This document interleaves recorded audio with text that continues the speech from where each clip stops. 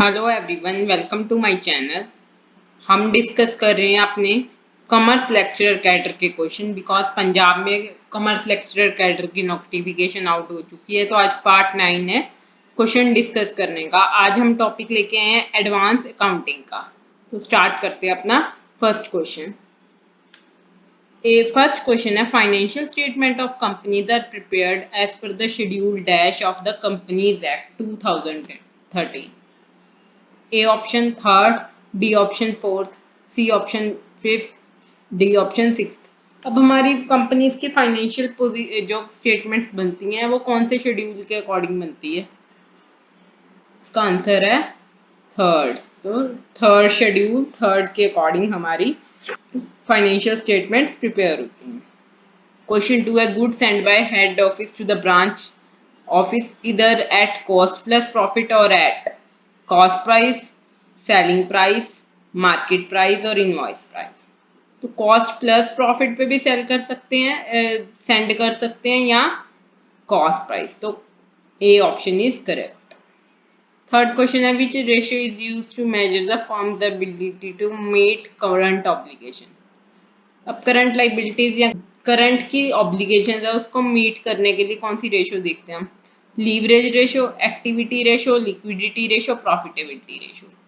तो उसके लिए देखते हैं हम फर्म की लिक्विडिटी रेशियो। लिक्विडिटी कितनी है, कितनी कैश एसेट्स हैं या कैश लाइक एसेट्स हैं। फोर्थ क्वेश्चन है, acid test ratio is known as. Acid test ratio को क्या कहते हैं?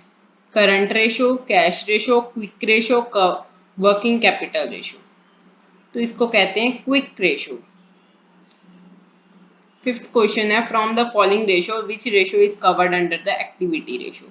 अब हमें बताना है कि एक्टिविटी रेशियो के अंदर कौन सी रेशियो आती है? Debt equity ratio, working capital ratio, interest coverage ratio, inventory turnover ratio. Activity के अंडर आएगी inventory turnover ratio.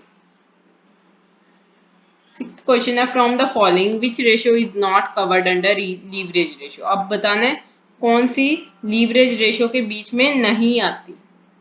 Date equity ratio, return on equity ratio, interest coverage ratio, debt to asset ratio. तो return on equity ratio जो है वो हमारी leverage ratio के under नहीं आएगी। सेवेंथ क्वेश्चन है, in departmental accounting where separate books are kept for each department known as. अब डिपार्टमेंट अकाउंटिंग जहाँ पे अलग अलग बुक्स मेंटेन करते हैं उसको क्या कहते हैं? Independent accounting, columnar accounting, consolidated accounting, advance accounting. उसको हम कहते हैं इंडिपेंडेंट अकाउंटिंग। हर डिपार्टमेंट की अपनी अपनी बुक्स प्रिपेयर होती हैं तो वो क्या बन गए? Independent accounting. एट्थ क्वेश्चन है, expenses which can not be reasonably allocated to any particular department are taken into debtors account, cash account, balance sheet account या जनरल P&L अकाउंट। क्वेश्चन कह रहा है कोई एक्सपेंसेस है जो किसी भी डिपार्टमेंट को एलोकेट नहीं हुए, तो वो कहाँ पे हम एलोकेट करते हैं? डेटर्स अकाउंट में, कैश अकाउंट में, बैलेंस शीट अकाउंट में, जनरल P&L अकाउंट में। किसी भी डिपार्टमेंट में वो एलोकेट नहीं हुए, कहीं भी एलोकेट नहीं हुए, तो उनको जनरल P&L अकाउंट में डालेंगे। तो D option is correct. Ninth question है, branch which does not maintain its own books of account is. कोई ब्रांच है उसने अपना जो बुक्स ऑफ अकाउंट्स नहीं बनाती, वो क्या है? इंडिपेंडेंट ब्रांच है, लोकल ब्रांच है, फॉरेन ब्रांच है या डिपेंडेंट ब्रांच है? इसका करेक्ट ऑप्शन है वो डिपेंडेंट ब्रांच है, कि डिपेंड है वो अपने हेड ऑफिस पे। 10th क्वेश्चन है, goods are supplied by the head office to the department, branches are at cost और invoice price, market price, invoice price या कॉस्ट प्राइस। अभी हमने पढ़ा था हेड ऑफिस से जो गुड सप्लाई होती है कॉस्ट प्राइस पे भी हो सकती है, invoice price means cost plus profit पे। अब 11th क्वेश्चन है, under debtor system depreciation on fixed asset is credited to branch account, debited to branch account, not shown in branch account, shown in debtors account। देखो अगर debtor system है branch accounting में तो fixed asset हम shown ही नहीं करेंगे branch account में, क्योंकि वो सीधा हम जो कंपनी के हेड ऑफिस के अकाउंट्स है वहां पे फिक्स्ड एसेट में वो डिडक्ट करते हैं, यहाँ पे ब्रांच अकाउंटिंग में ब्रांच में नहीं करते। क्वेश्चन 12 है, in single entry system net worth method is also known mercantile method, double entry system, accrual method, D statement of affairs method. अब सिंगल एंट्री सिस्टम को क्या कहते हैं नेटवर्थ मेथड में, उसको कहते हैं D option statement of affairs method. 13th question है, positive difference between opening net worth and closing net worth is. अब क्या कह रहे हैं, अगर हमारा opening net worth plus minus closing net worth यह पॉजिटिव आ रही है, इट मीन्स क्या है कि हमारी ओपनिंग सपोज 45,000 नेटवर्थ थी, अब हमारी 30,000 नेटवर्थ है, 15,000 है, वो पॉजिटिव आ रहा है। नेटवर्थ इट मीन्स कम हो रही है, तो इसका मतलब हमें लॉस हो रहा है। ऑप्शन चेक करें, A option capital balance, B option cash balance, C option profit, D option loss. तो अभी में हमने बात करी थी क्या हो रहा है, हमें लॉस हो रहा है बिकॉज नेटवर्थ कम हो रही है, डिक्रीज हो रही है।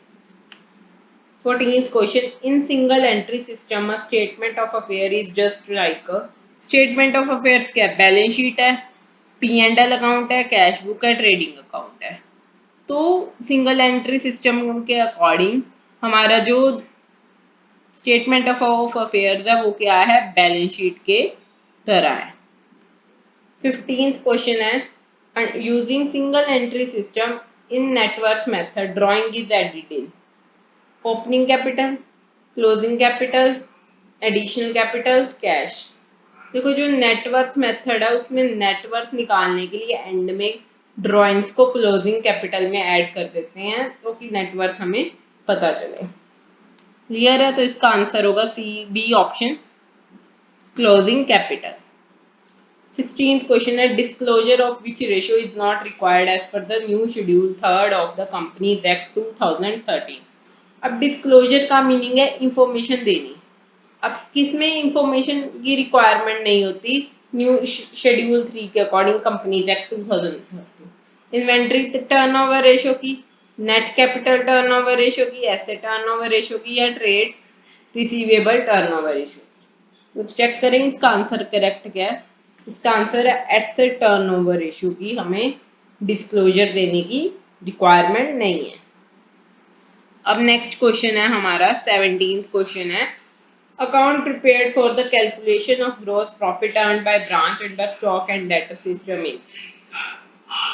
इसको क्या कहते हैं, branch stock account, branch adjustment account, goods sent to branch account, branch debtors account. देखो क्या कह रहे हैं, goods gross profit earned by branch under stock and debtor method. कौन सा मेथड है, stock and debtor method. GP earn जो किया उसके लिए कौन सा अकाउंट बनाते हैं, इसमें होता है ब्रांच एडजस्टमेंट अकाउंट।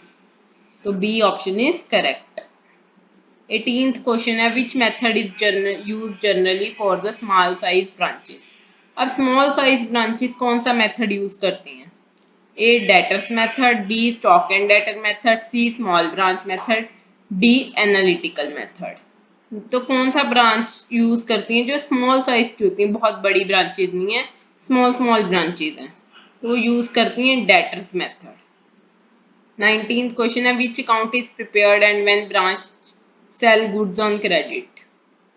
अब गुड्स अगर क्रेडिट पे सेल हो रही हैं तो कौन सा अकाउंट प्रिपेयर्ड होता है, branch adjustment account, branch debtor account, goods sent to branch account, debtor reconciliation account. कौन सा अकाउंट होगा, ब्रांच डेटर। क्रेडिट आ गया, क्रेडिट के लिए डेटर्स अकाउंट ही हम बनाएंगे। अगर क्रेडिट आ गया जहाँ भी, तो उसके लिए क्या करना पड़ेगा, डेटर्स अकाउंट ही ओपन करना पड़ेगा। तो वो ब्रांच का है तो ब्रांच डेटर्स अकाउंट हो गया। 20th क्वेश्चन है, डिपार्टमेंट अकाउंटिंग फैसिलिटेट्स।